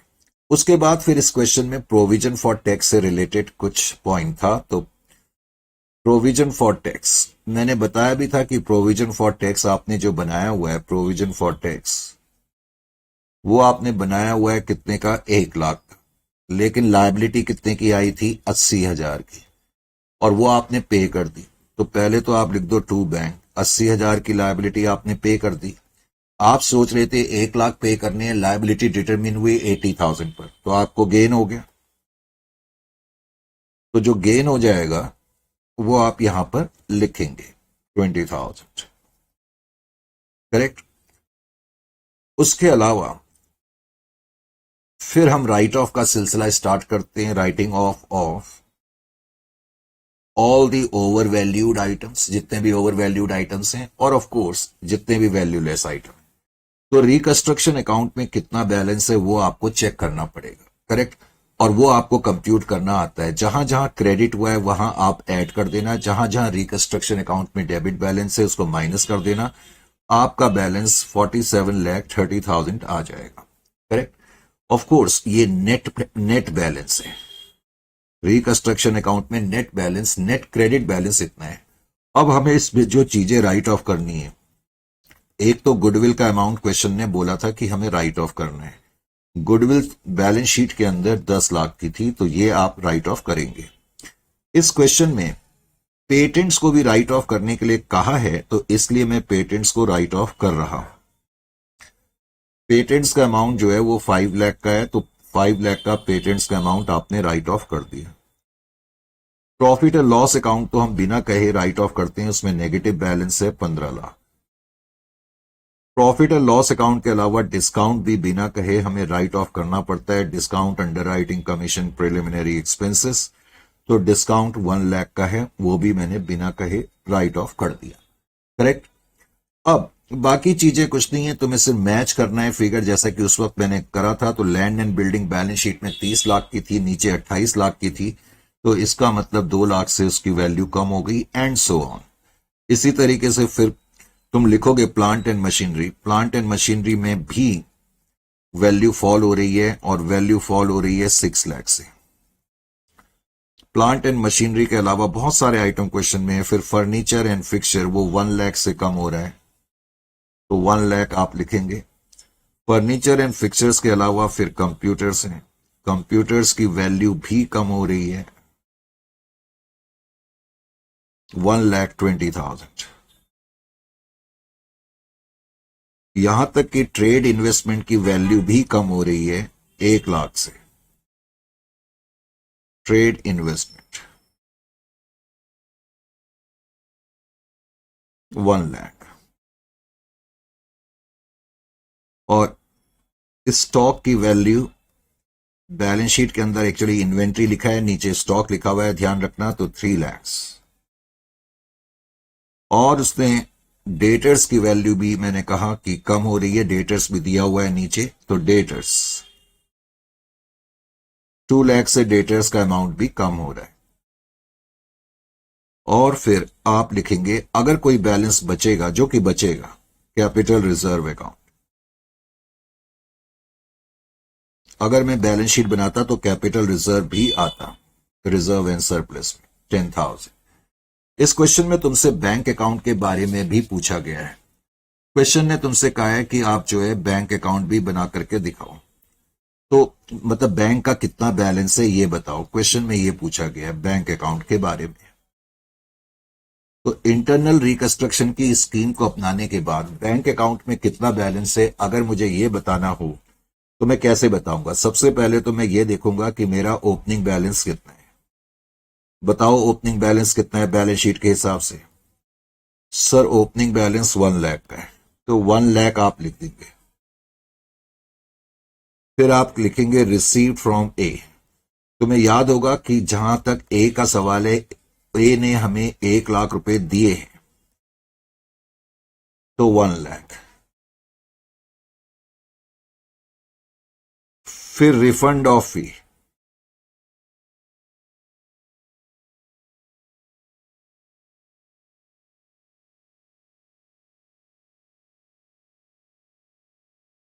फिर लेस पेनल्टी चार्जेस,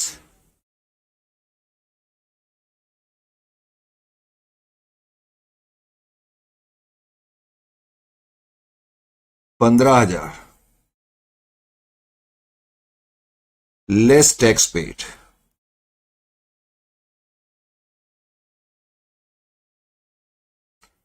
80,000। तो जो जो पेमेंट है वो माइनस करते रहो, बस ये चीजें थी इसमें, और उसके बाद जो बैलेंस बच जाएगा वो आपका बैलेंस कैरीड डाउन होगा। तो balance carried down will be equal to 15,000। Is it clear to you और नॉट? करा जा सकता है इस क्वेश्चन को मेरे ख्याल से। अब क्या है, अब तो मैंने पूरा करा ही दिया, अब क्या कराया जा सकता है? अब तो आप कर ही लोगे, बोलोगे सर हमने कर ही लेंगे, इसमें क्या है, सारा आपने करा दिया है।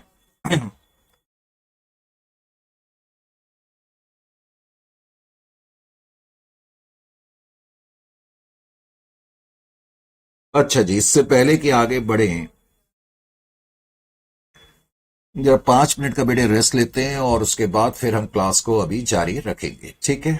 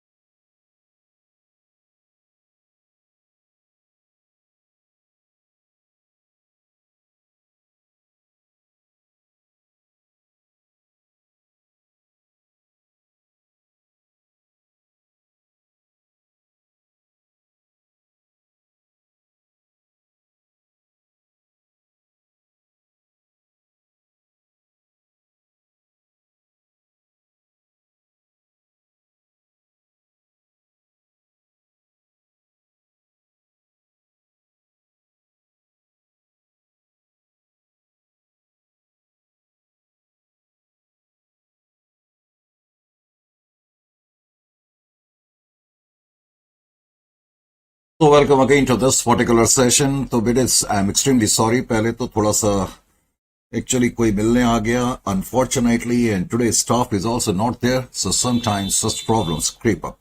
एनीवे, तो 3.3 स्टार्ट करेंगे और 3.3 में कहता है कि messrs platinum limited had decided to reconstruct the balance sheet since it had accumulated huge losses. और आगे उसने बताया कि बैलेंस शीट की जो डेट है वो 31/3/2023 है। इस क्वेश्चन में भी उसने ऑथराइज शेयर कैपिटल दी हुई है 50 के हिसाब से 75 लाख, फिर कहता है 50,000 इक्विटी शेयर है 50 each 25 lakh, 1 lakh equity share है 50 ईच 40 पेड अब 40 लाख, और उसके अलावा प्रॉफिट एंड लॉस अकाउंट में नेगेटिव बैलेंस है। कैपिटल रिजर्व ऑलरेडी मौजूद है 5 लाख का, correct. Capital reserve already balance sheet के अंदर मौजूद है, और उसके अलावा फर्स्ट डिवेंचर है 4 लाख के, 12% सेकंड डिवेंचर है। बेटे फर्स्ट डिवेंचर का क्या मतलब होता है, सेकंड डिवेंचर का क्या मतलब होता है? 99% जब कोई कंपनी डिवेंचर इश्यू करती है तो किसी ना किसी चीज की सिक्योरिटी पर इश्यू करती है। जैसे कि मान लेते हैं किसी कंपनी ने डिवेंचर आज इश्यू करे और उन्होंने डिवेंचर होल्डर को लैंड एंड बिल्डिंग की सिक्योरिटी पर यह डिवेंचर इश्यू करे। मैंने कहा 99% जो डिवेंचर इश्यू होते हैं वो किसी ना किसी एसेट के सिक्योरिटी पर इश्यू होते हैं, क्योंकि लोग इतनी आसानी से किसी कंपनी के डिवेंचर खरीदते नहीं है। तो डिवेंचर होल्डर को एश्योरेंस देना पड़ता है कि अगर हमारी कंपनी वादे के मुताबिक टाइम पर आपका पैसा वापस नहीं कर पाई तो आपके पास ये राइट होगा कि आप लैंड और बिल्डिंग को बेच करके अपना पैसा रिकवर कर सकते हैं। तो कंपनी ने मान लेते हैं डिवेंचर इशू करे, और कुछ टाइम के बाद कंपनी ने कुछ और डिवेंचर इशू करे और इन डिवेंचर होल्डर को भी लैंड एंड बिल्डिंग की सिक्योरिटी पर इशू करा, तो इनको हम फर्स्ट डिवेंचर और इनको सेकंड डिवेंचर बोलेंगे। Is it clear to you? समझ में आ गया फर्स्ट डिवेंचर सेकंड डिवेंचर का क्या मतलब है? राइट सर, समझ में आ गया। उसके बाद फिर कहता है ट्रेड पेबल्स है 12,40,000 के, आउटस्टैंडिंग एक्सपेंसेस है, फिर टोटल दिया हुआ है, फिर तुम्हें कुछ एसेट्स दिए हुए हैं जिसमें land and building, plant and machinery, computer से।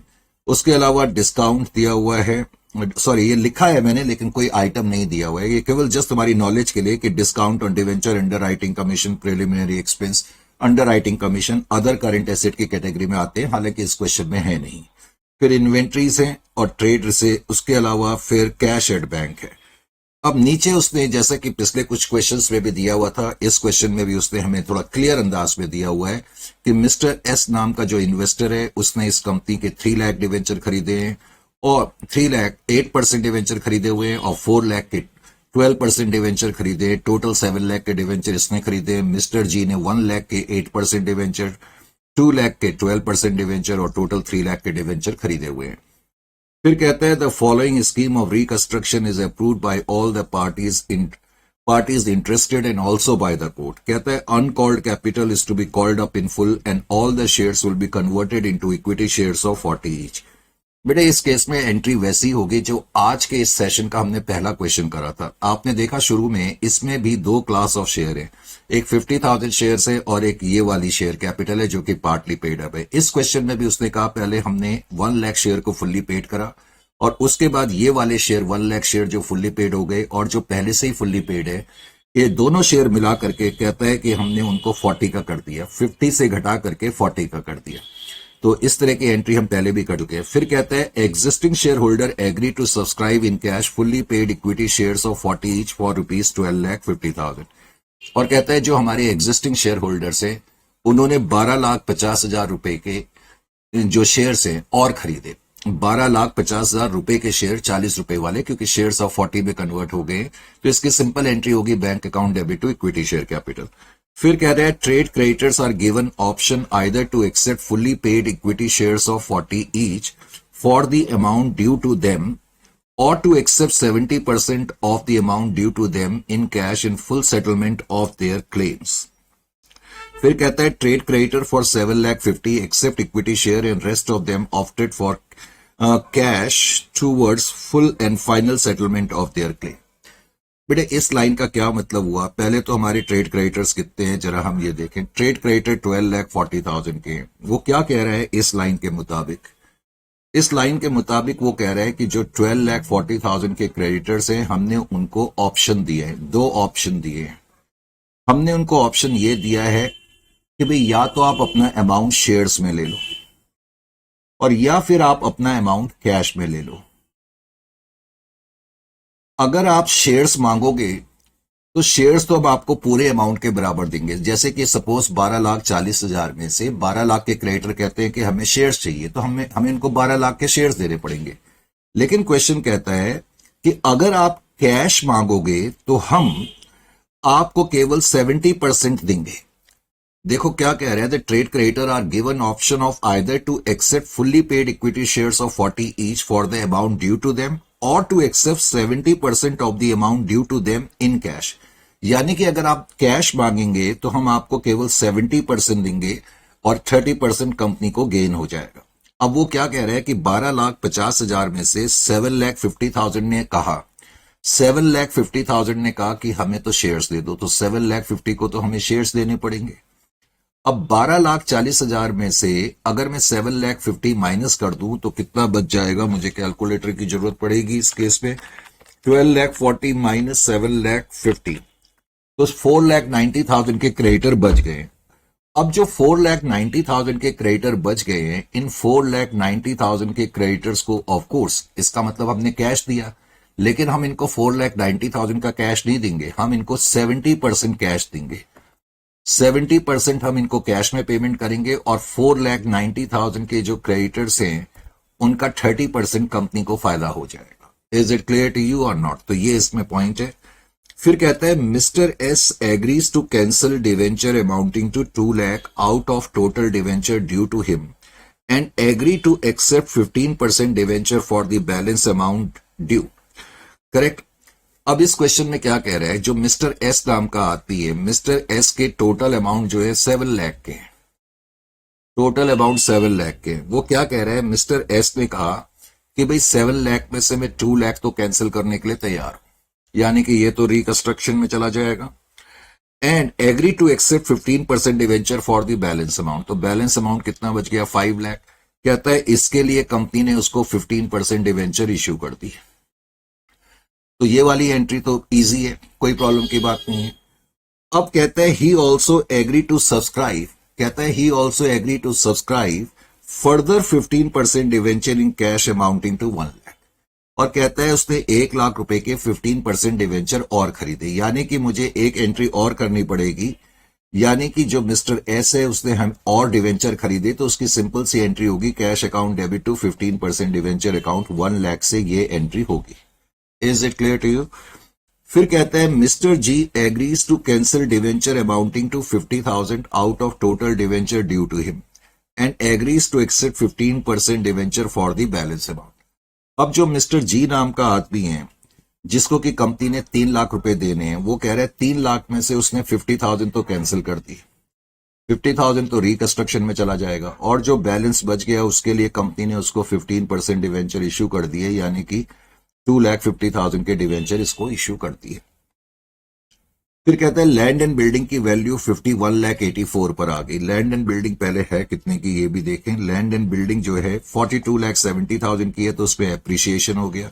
मशीनरी की वैल्यू 720 पर आ गई, तो 720 मशीनरी अकाउंट में फॉल हो गया। कंप्यूटर्स की वैल्यू में फॉल हो गया, इन्वेंट्रीज की वैल्यू में फॉल हो गया, और ट्रेड रिसीवेबल कहता है at 10% less as they are appearing in the balance sheet as above. Correct. तो ये जो है क्वेश्चन है। तो इस क्वेश्चन को समझने के लिए अब मैं क्या करता हूं, यहां पर जरा ध्यान दे थोड़ा सा इस क्वेश्चन में। आइए जी, इस क्वेश्चन को करने के लिए वैसे तो क्वेश्चन आप कर सकते हैं कि नहीं कर सकते, सर कर तो सकते हैं, आप कराई दो तो अच्छा है। तो 3.3 क्वेश्चन को फिर मैंने स्टार्ट करा। 3.3 में क्या कहते हैं, 3.3 सबसे पहली एंट्री तो पॉइंट नंबर 1 में पहले एंट्री नंबर ए हम करेंगे अनकॉल्ड अमाउंट कॉल्ड अप। पहले तो अनकॉल्ड अमाउंट को हमने कॉल्ड अप कर लिया, अनकॉल्ड अमाउंट कॉल्ड अप। जो 1 लाख शेयर थे उस पे कुछ अनकॉल्ड अमाउंट था, तो उसको कॉल करने की एंट्री हमने कर दी bank account debit. 1 lakh share है और उस पे 10 रुपए अभी अनकॉल्ड हैं, तो वो हमने पहले तो कॉल्ड अप पूरे कर लिए, यानी कि 10 लाख रुपए से ये एंट्री होगी bank account debit to equity share capital account. तो 10 लाख रुपए ये एंट्री आपने कर ली। Is it clear to you? इस एंट्री को करने के बाद इसी पॉइंट के अंदर उसने लिखा जब ये वाले शेयर फुल्ली पेड हो गए और जो पहले वाले शेयर 50,000 ऑलरेडी फुल्ली पेड है, फिर हमने इन शेयर्स को 40 रुपए में कन्वर्ट कर दिया।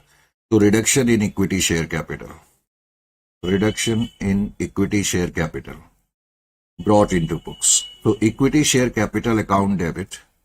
अब हमारे टोटल 1,50,000 शेयर, 50,000 प्लस 1 लाख, जो कि 50 रुपए वाले हो गए थे, यानी कि 7,50,000।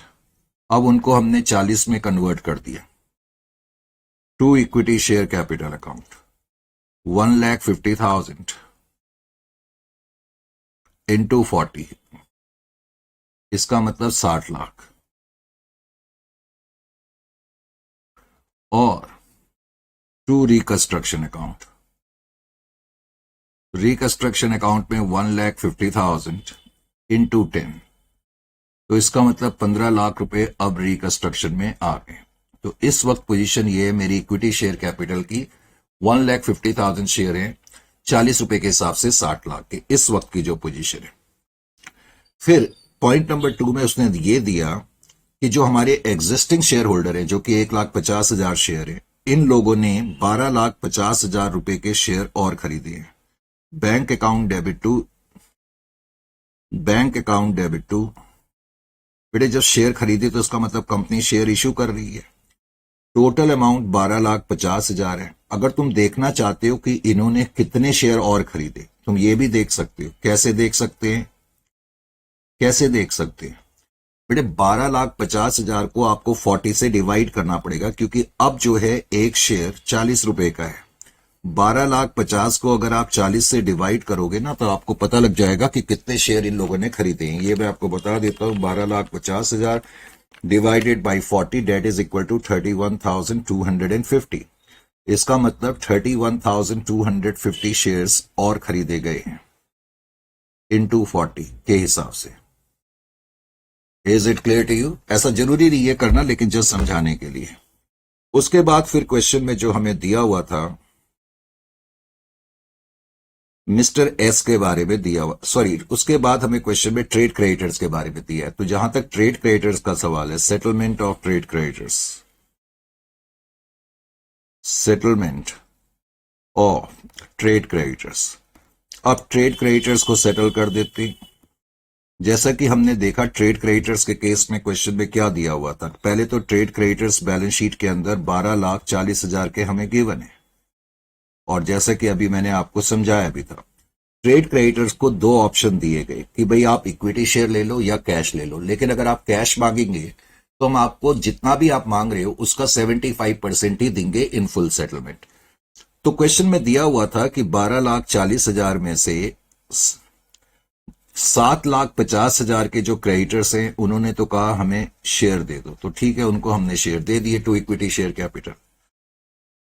अब जो बच गए क्रेडिटर, मैंने बताया भी था 12,40,000 में से 750 माइनस करने के बाद 4,90,000 के क्रेडिटर बचे। तो 4,90,000 के क्रेडिटर्स ने कहा हमें कैश दे दो, लेकिन हम उनको पूरा तो कैश देंगे नहीं। तो to bank account, that is 4,90,000, उनको कितना कैश देंगे? 70% देंगे। तो 70% हम इनको जो देंगे 3,43,000 देंगे। इजंट इट और नॉट? और उसके अलावा बाकी हमें गेन हो गया टू रिकंस्ट्रक्शन अकाउंट या कैपिटल रिडक्शन अकाउंट। तो 4,90,000 इंटू 30% तुम्हें गेन हो गया, क्योंकि 30% तुम्हें पे नहीं करना पड़ा। That is equal to 1,47,000। Is it clear to you और नॉट? समझ में आ गया? उसके अलावा फिर इस क्वेश्चन में अगली एंट्री का जो ताल्लुक है वो मिस्टर एस से है। सेटलमेंट ऑफ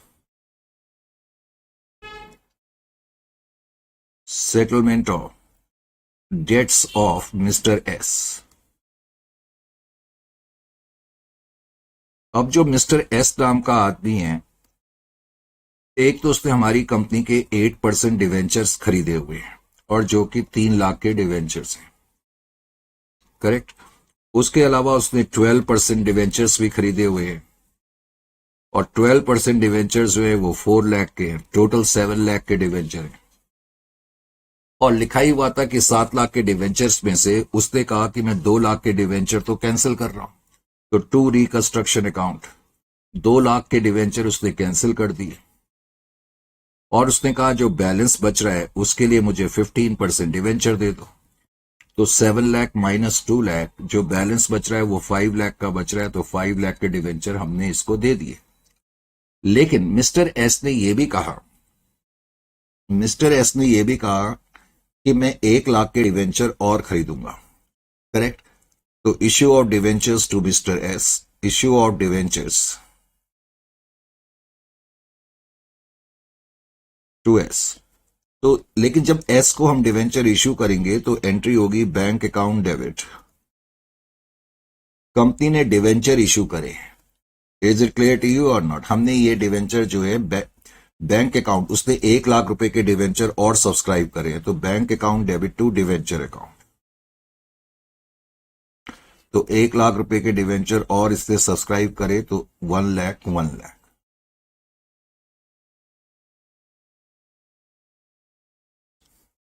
अच्छा जी, उसके बाद नेक्स्ट एंट्री तुम्हारी जो हो जाएगी 6th एंट्री, उसका ताल्लुक मिस्टर जी से है। Settlement of mister G's debts, settlement of debts of mister G, debts of mister G. अब मिस्टर जी के जो डेट्स से पहले उसी तरह से उनको डेबिट करो। 8% फर्स्ट डिवेंचर अकाउंट डेबिट या 8% डिवेंचर अकाउंट डेबिट 1 लाख। उसके अलावा 12% डिवेंचर अकाउंट डेबिट जो कि हैं 2 लाख के, टोटल 3 लाख के डेट्स हैं। और इसने कहा कि 50,000 में कैंसिल कर रहा हूं, तो आप यहां पर लिख देंगे, क्या लिख देंगे? To reconstruction account. तो 50,000 इसने कैंसिल कर दिए और बदले में हमने इसको क्या करा? 15% डिवेंचर इशू कर दिए। 15% डिवेंचर 2,50,000 के हम इसको इशू कर देंगे। अच्छा जी, उसके अलावा इस क्वेश्चन में फिर नीचे जब हम पढ़ रहे थे तो उसमें लिखा हुआ था कि लैंड और मतलब वेरियस आइटम दिए थे और हमने देखा लैंड एंड बिल्डिंग की वैल्यू बढ़ रही थी, तो appreciation in value of, appreciation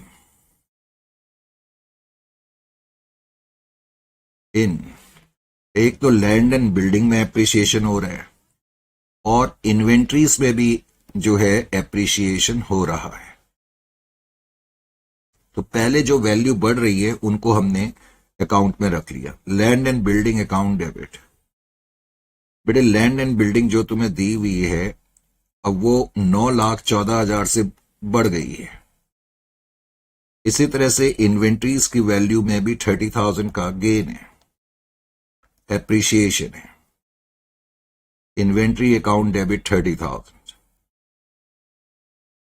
to reconstruction account, तो 9,44,000 से रिकंस्ट्रक्शन अकाउंट का बैलेंस जो है बढ़ जाएगा। इस क्वेश्चन में हो सकता है कि कुछ मिस्टेक्स वगैरह हो, प्रिंटिंग मिस्टेक्स, तो आप मेरी एडवाइस है कि इसको नोट कर लें। करेक्ट। उसके अलावा फिर क्वेश्चन में लिखा था कि जो आउटस्टैंडिंग एक्सपेंसेस है वो हमने पे कर दिए। आउटस्टैंडिंग एक्सपेंसेस बेटा ये रिकॉर्डेड लायबिलिटी है। अगर मैं किसी रिकॉर्डेड लायबिलिटी को पे करूंगा तो मुझे कोई गेन नहीं है, बस ये है कि मेरी लायबिलिटी जो है खत्म हो जाएगी। तो आउटस्टैंडिंग एक्सपेंसेस जो है वो 10,60,000 के क्वेश्चन में गिवन है, तो 10,60,000 तुमने आउटस्टैंडिंग एक्सपेंसेस भी पे कर दिए। करेक्ट। तो ये काम करने के बाद अब मुझे क्या करना है इस क्वेश्चन में? पहले तो मैं ये देखूंगा कि मेरे रिकंस्ट्रक्शन अकाउंट में कितना बैलेंस है। अब जाहिर है कि उसके लिए जहां जहां रिकंस्ट्रक्शन क्रेडिट हुआ है मैं डेबिट करूंगा।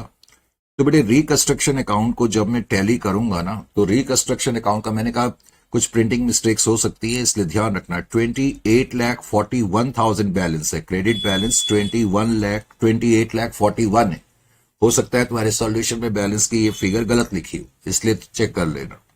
करेक्ट। उसके अलावा मैंने जानबूझ के एक लाइन यहां पर छोड़ दी है।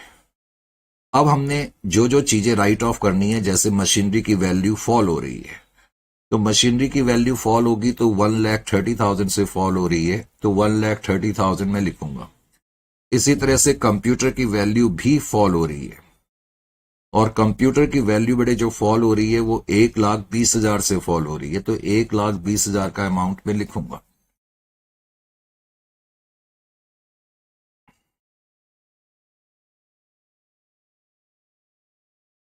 इस क्वेश्चन में जो फिगर है ट्रेड रिसीवेबल की तुम्हें दी नहीं हुई है, मैं ट्रेड रिसीवेबल की फिगर अभी तुम्हें बता दूंगा। ट्रेड रिसीवेबल जो है, जस्ट वेट 1 मिनट के लिए,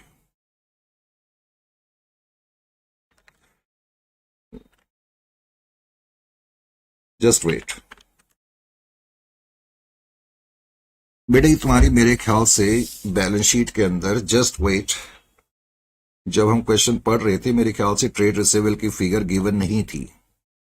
जस्ट वेट, कुछ प्रिंटिंग मिस्टेक्स थी इस क्वेश्चन में, तो ये फिगर जो है ना ये ठीक कर लेना। ये 10,90,000 की फिगर है।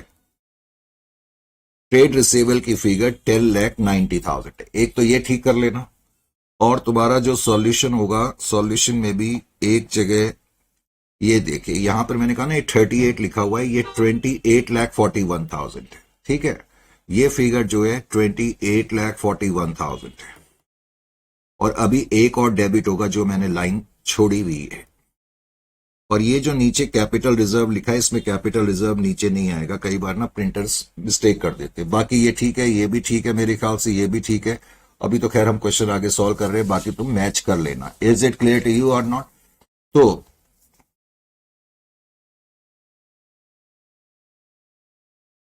कुछ प्रिंटिंग मिस्टेक, कई बार कितनी भी कोशिश करो, तो 10,90,000 से 10,90,000 ट्रेड रिसेबल है, और ट्रेड रिसेबल की वैल्यू भी इस क्वेश्चन में कम हो रही है 1 लाख, क्योंकि अब वो 9 लाख कुछ पर आ गई है, 9,81,000 पर आ गई है, तो 1,09,000 से कम होगी।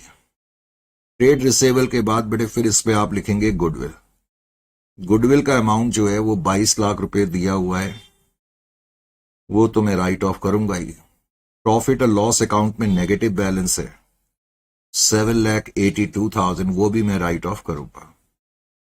अब इस क्वेश्चन में आपने क्या नोट करा, देखें यहां पर, ये इंटरेस्टिंग पॉइंट है। हालांकि इस तरह का पॉइंट मेरा ख्याल है कि हम पहले एक बार डिस्कस कर चुके हैं। अब जितना भी अमाउंट मैंने राइट ऑफ करना है, अगर मैं इसको टैली करूं, ये जितना भी अमाउंट मैंने राइट ऑफ करना है, राइट ऑफ मैंने करना है 33,41,000, 33,41,000, और मेरे पास रिकंस्ट्रक्शन अकाउंट में राइट ऑफ करने के लिए सिर्फ 28,41,000 है। बात समझ में आ रही है? यानी कि अब की बार रिकंस्ट्रक्शन अकाउंट में कुछ डेफिसिट है। रिकंस्ट्रक्शन अकाउंट में जो डेफिसिट है वो कितने का है?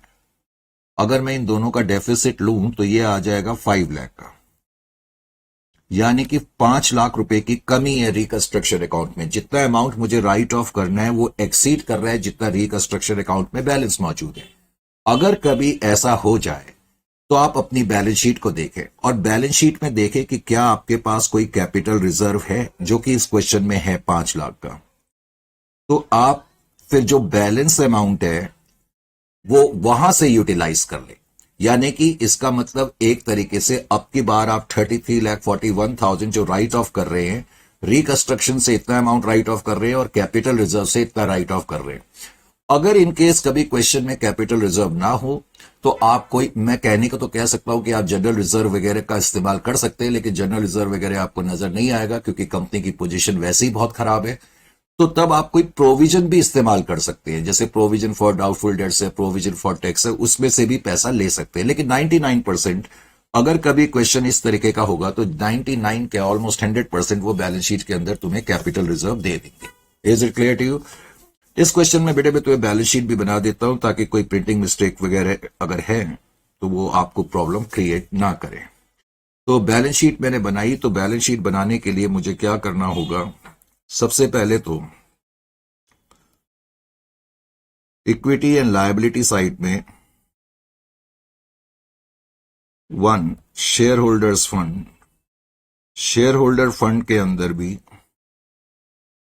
सबसे पहले हम शेयर कैपिटल ही लिखते हैं, ये बात आपको अच्छी तरह से अब मालूम है।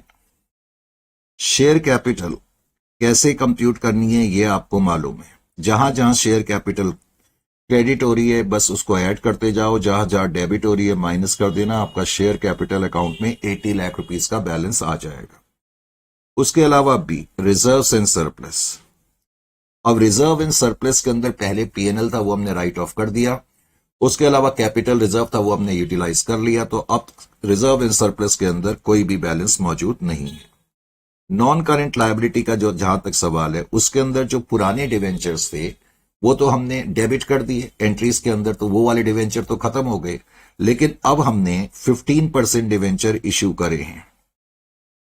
15% डिवेंचर 5 लाख के डिवेंचर हमने इश्यू करे हैं मिस्टर एस को, और याद रखें मिस्टर एस को हमने 1 लाख के डिवेंचर और दिए क्योंकि उसने 1 लाख के डिवेंचर और खरीदे।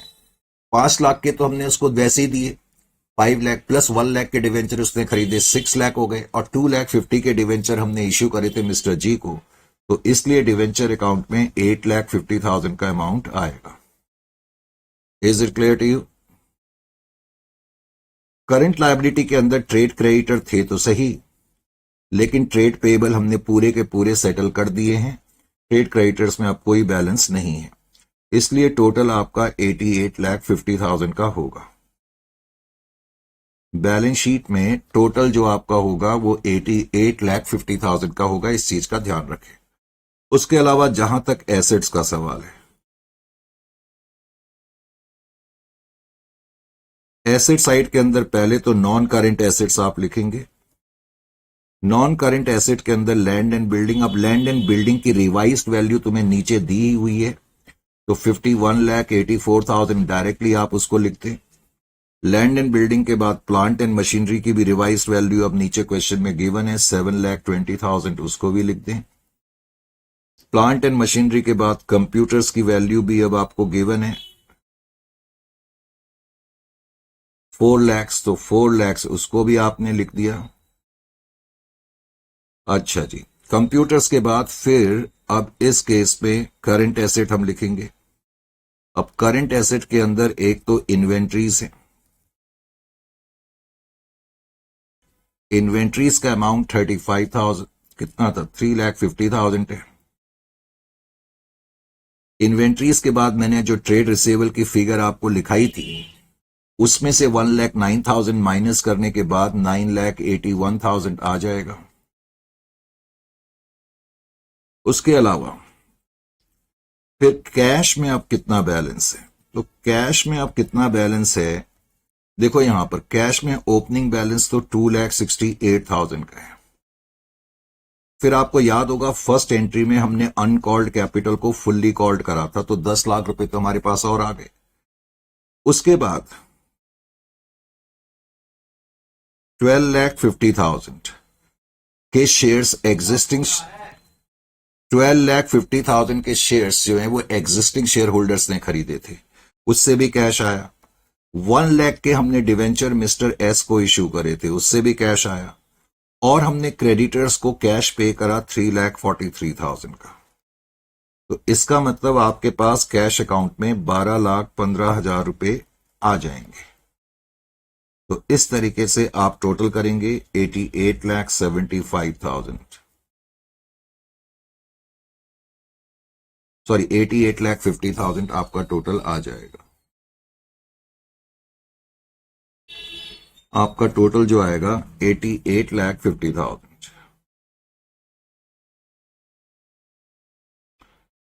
तो इस तरीके से ये पर्टिकुलर क्वेश्चन होगा। Is it clear to you और नॉट?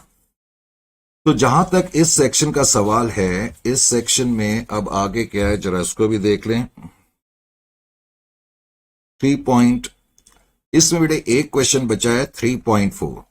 अब 3.4 को किसी कारण से मैं जो है अभी नेक्स्ट सेशन में या इस सेशन में नहीं कराऊंगा, इसके बाद पहले मैं अगला सेक्शन लूंगा और उसके बाद फिर मैं 3.4 आपको कराऊंगा। Is it clear to you और नॉट? तो ऑलमोस्ट फिर ये सेक्शन भी आपका कवर अप हो गया है। तो नेक्स्ट सेशन में आपसे मुलाकात होगी और नेक्स्ट सेशन में चर्चा होगी एक हैवी टॉपिक की, जिसका कि ताल्लुक जो है सरेंडर ऑफ शेयर से। ठीक है, सरेंडर ऑफ शेयर ये हैवी इंपॉर्टेंट टॉपिक है। तो नेक्स्ट सेशन में फिर आपसे मुलाकात करते हैं और नेक्स्ट सेशन में इस टॉपिक के बारे में फिर हमारी बातचीत होगी। इसके अलावा एक टॉपिक मैंने और रखा हुआ है, क्वेश्चंस फ्रॉम रिसेंट एग्जामिनेशंस। वैसे तो वो आप खुद कर सकते हैं, लेकिन उसको भी हम करेंगे। ठीक है, फिर नेक्स्ट सेशन में आपसे मुलाकात करी जाएगी।